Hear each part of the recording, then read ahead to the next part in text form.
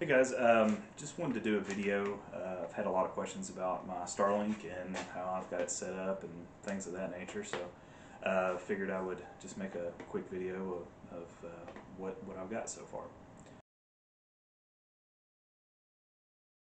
One of the main things is a lot of people ask, should I get Starlink?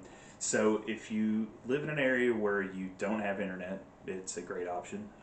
If you live in an area that you have limited availability to internet service providers, which was my case, a lot of places you've only got one or two options and they're really slow or very unreliable.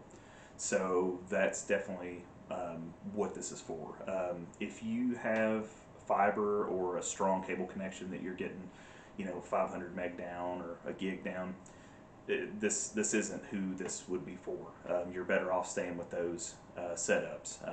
Typically, anytime that you can have a cable or one of those landline connections that's good and you like the service, you're better off staying that way.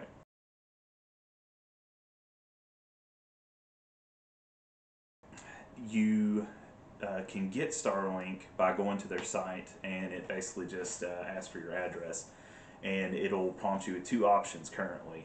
It'll either say, okay, you can order now, you got to pay the $500 up front, and that will cover the cost of the equipment. So you basically have to buy the equipment outright while it's in beta.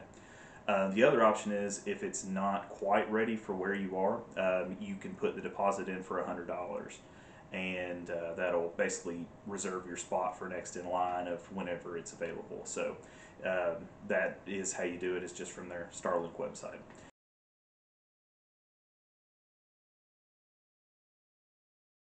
What would be the reason that it's so expensive with the $500? It is a beta program, so as of right now, they don't have really any kind of plans or anything like that to choose from. So a lot of the companies is what they'll do is basically include the price of the equipment that you pay for over time in the price. I would imagine once it goes live that will be the case with this as well. But right now they're just keeping it very simple.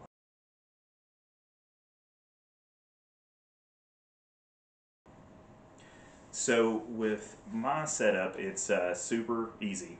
Basically, you get a big box and you pull everything out of the box and you just plug it in. Everything that you need to get going on the internet is included in this box, so you don't need anything. You can have Wi-Fi devices connected as soon as this, because it comes with its own Wi-Fi router.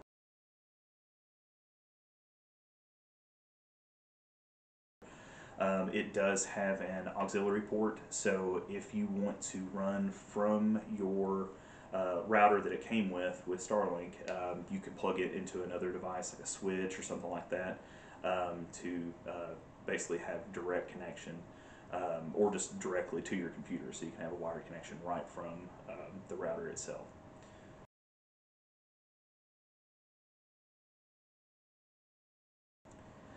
So installing the dish itself is super easy. One thing you need to keep in mind is that the cable that it comes with, one end is built into the dish, so you cannot unhook that cable. It's 100 foot long, so wherever you're going to be putting this on your home, just plan for that you've got 100 foot of cable to work with. So they have different options for what you can connect this with. So you can do a roof mount, which is what I ordered. I'm waiting on mine to come in. It should be here this week, and I can do a review of that as well, and just kind of show you how that's set up. But right now, I'm just using the tripod that it comes with in the box, so you don't have to actually buy any kind of mounting equipment. It does come with its own tripod, and it just pops right on there. I've got mine set in the yard right now, and it works fine. So that is definitely an option if you don't want to buy any other ways to basically connect that.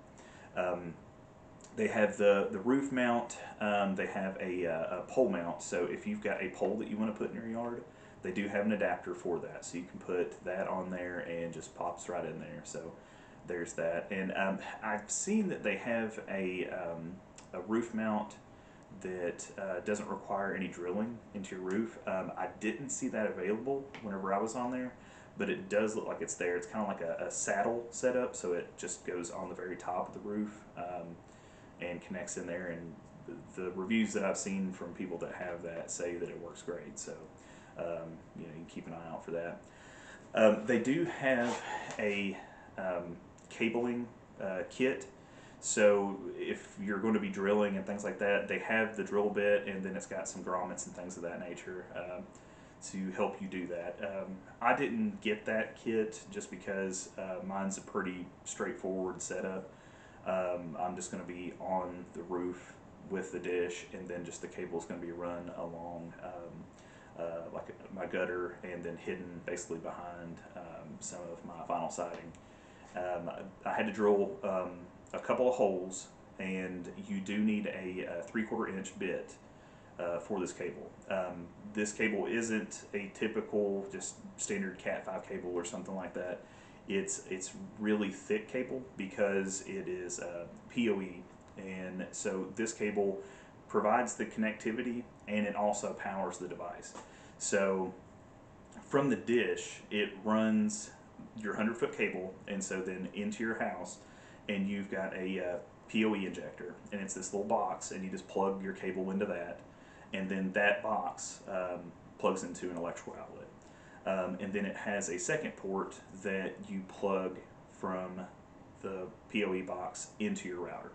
So the one power supply basically powers the dish and your router.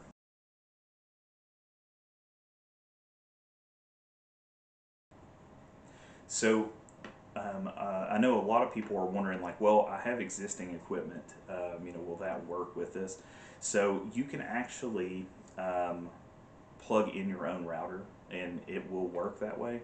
Now, a lot of the videos I've seen, people prefer to use their own router instead of the Starlink one, but then you lose the functionality of the Starlink router, which, in my opinion, is you kind of need that just from, you know, being able to stow it, or any kind of troubleshooting if you did have issues and things like that. So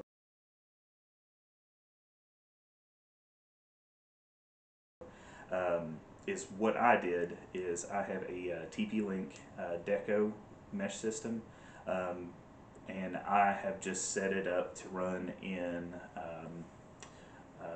just access point mode. So I disabled the router functionality of it. So I let Starlink do the router portion and plug in from the Starlink auxiliary port that it has, and just ran that into my mesh system. It works perfectly, and is what I was actually surprised by and wasn't sure if it would work correctly or not, is once I'm connected to my mesh system, so not directly connected to the Starlink router, connected to the mesh system, I can still access the Starlink app to do all the router functions. So that does work. Now, you won't have any of those issues if you just want to keep it super simple and just run off of their router. It'll work fine. It's actually really good.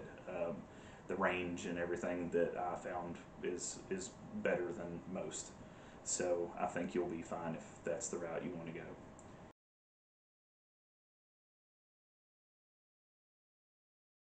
So of course, performance. Everybody wants to know, hey, you know, is this worth it? You know, what have my experiences been with it? Well, it's been great. I'm absolutely blown away by just how well it really does work, to be honest. I've plugged it up and just did the initial test after it connected. Was getting in the 80s for download and 30s for upload. Latency was good. It's in 40 to 50, which is perfectly fine. And it actually has gotten better. So when you hook this up, if you let it sit for a while, it basically has to learn what satellite and just where it needs to adjust and things like that. So as it sits, it learns more. And so later on, I did more tests, and I've got up to 166 for the download and 30 for upload pretty regularly. Now, I did luck out, and we've had a pretty strong rainstorm with super heavy cloud cover. Did some testing there, and we're 60, 70 still for download. So it's strong, and definitely better than I think most people's situation with their current internet. If you're in a rural area, for sure. Gaming, it's been great. I haven't had any issues at all.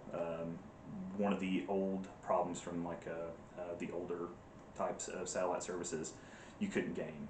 That was just because the latency is so high that it just made it impossible.